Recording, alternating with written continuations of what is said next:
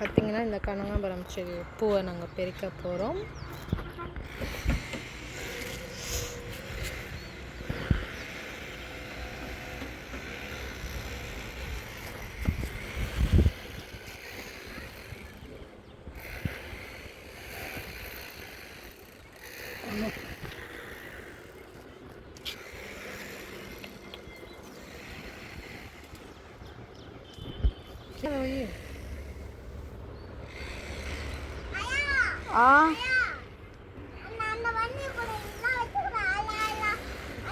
ஒரு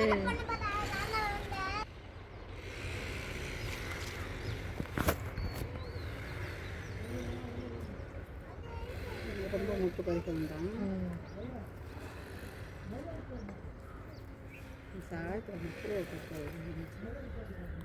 மம்மி அன்னைக்கே கனகாபுரம் கட்டுச்சு.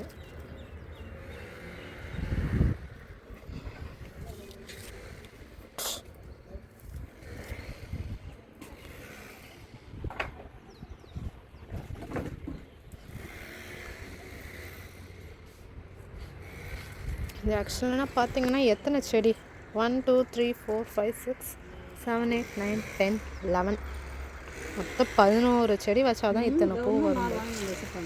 நீ வாங்கி வந்து வச்சுருக்க, ஆனால் அதெல்லாம் குட்டி. பார்த்திங்கன்னா ஒரு ரோஜா மலைச்சாரலே இருக்கும். ரோஜா பூ பறிக்க மனசு வராமல் அதிலே வச்சுருக்குறோம். பார்த்தா வந்து எட்டை வந்து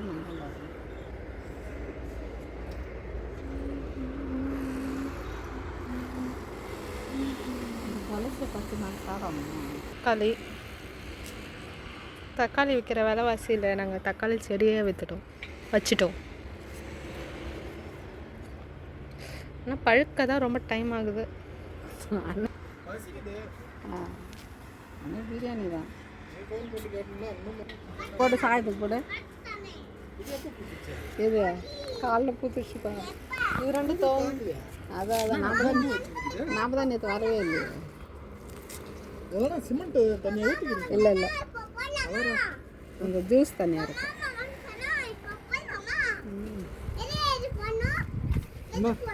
எதுவும் போட வேணாம். ஆமாப்பா ஏப்பா மழை பெய்யும் போது போடலாம். முள்ளைங்க அதை எடுத்து இதில் தூவி வச்சுக்கிறோம்.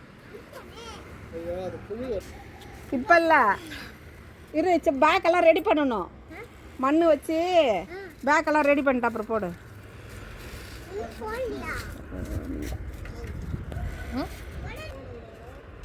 இதில் கொண்டு வந்து போடுங்க.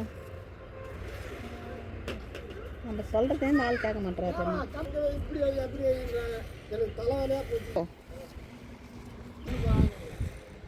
வாயா அங்காண்ட போகலாம். எடுத்துட்டு பெருக்க பார்க்கவே கஷ்டமாக இருக்கும். இப்படி தான் இருக்கும்.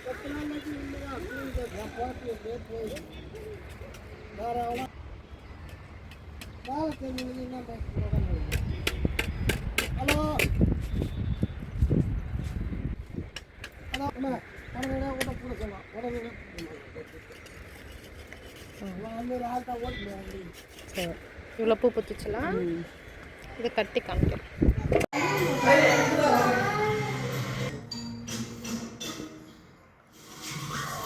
9 ரோஸ் இருக்குப்பா அந்த ஒரே செடியில். Orange 9 rose.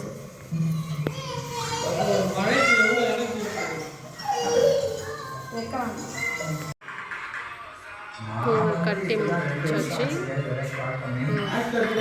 காமி